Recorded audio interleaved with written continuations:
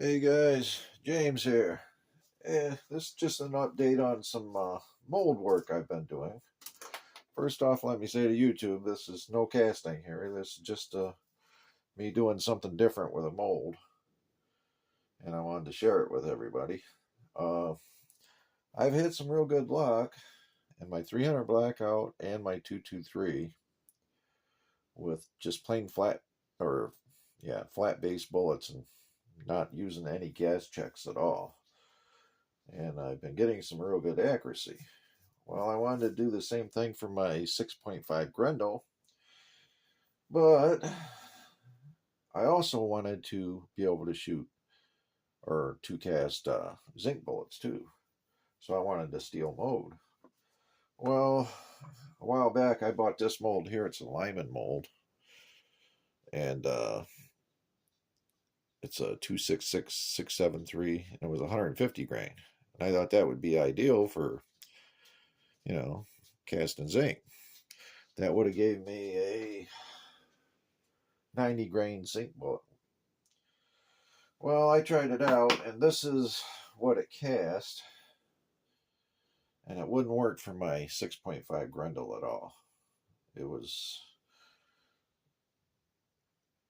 the way it chambered into my rifle. The bearing surface here wasn't even on the neck of the cartridge, so it was kind of worthless for a Grendel anyway. I think it's mainly made for like a 6.5 Carcano or something along that lines. I don't know, but it doesn't work for a Grendel. So what I decided to do was to take the mold, make it useful for my Grendel. I bought this 6.5. Actually, it's a 6.8 millimeter chucking reamer, and it's 0.268 diameter. First thing I did was I took the mold, took the sprue plate off and the stop pin off, and put it in my drill press over here, and I reamed it out to be a slick-sided mold, no loop grooves. And that came out okay. Well, before I could even do that, I had to find out how far I could put that bullet into my chamber. So I use this method here. I also use this method where you take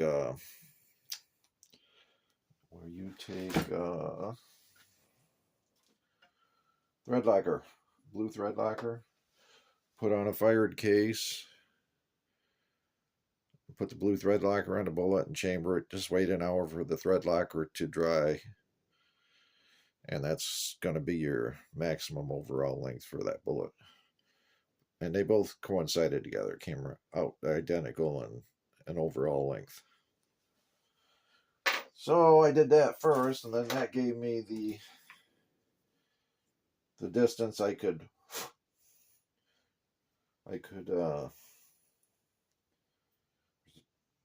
can't hear. I could put the distance I could run the reamer into the mold to give me the flat base. So anyway, I used this chop saw, and I chopped off about that much off of the top of this mold to give me the length I wanted for the bullet weight that I wanted. Because here, that's a 140. I made up some bullets to check out the weights. And where'd it go? Normally, if you get a mold for a Grendel, it's going to be that length there. With that bullet is 120 grain. And then I chopped up some more to get the weights to see what length I needed. That one there is a 143 grain. And this is what this mold originally did, was a gas check profile 150 grain. So you can kind of get an idea how much I took off of the mold. That shows it pretty good, I think. So basically I took and once I got it reamed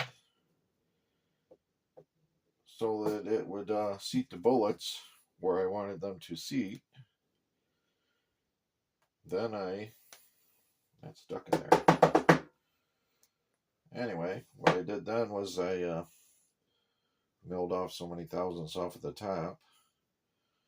Then I had to, for the sprue plate bolt, I had to drill that and tap it deeper because I took off close to 1/8 of an inch off the top of this mold. But anyway, it wasn't as bad as I thought it would be, and I'm pretty sure it's going to shoot great. I at least know it's going to fit my gun. And I ended up, I decided on making this one 135 grain. And that would give me an 80 grain zinc bullet also. So I now have what would have been a worthless mold for my gun anyway. I now have a multi-purpose mold because it's being steel. I can cast a 135 grain lead bullet.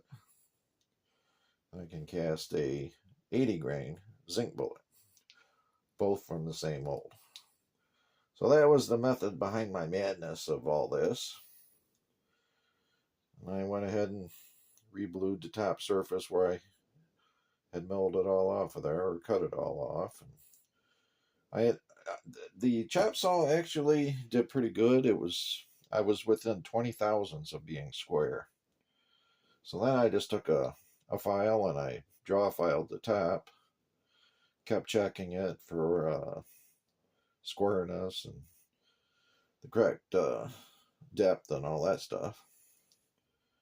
And I ended up just filing on one side of it until it all came out even. Used my square and checked it with a square, and my calipers and checked it with a caliper.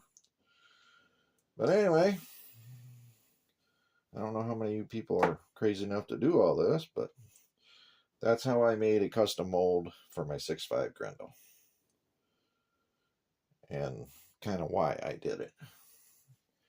Because I like the idea of a multi-purpose mold, which I can do cast lead and cast zinc. And this reamer that started it all picked that up for $10. So didn't cost me a lot to modify it all. I already had the chop saw and the drill press, so it wasn't that big a deal to do.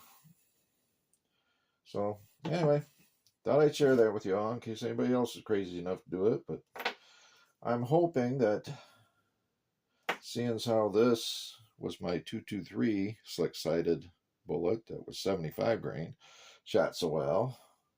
I don't have any here, but I've got a similar setup where I modified a mold for 300 blackout, and they're both shooting inside an inch at 100 yards. So I'm hoping this 6.5 Grendel mold will give me the same results, because I'm going from a gas check style bullet to a slick-sided bullet and flat base, and I'm having great results with it. So no more gas checks for this guy, not if I'm getting the kind of results I'm getting by doing this. So anyway, that's all I got. Just wanted to share that with y'all. Thanks for watching.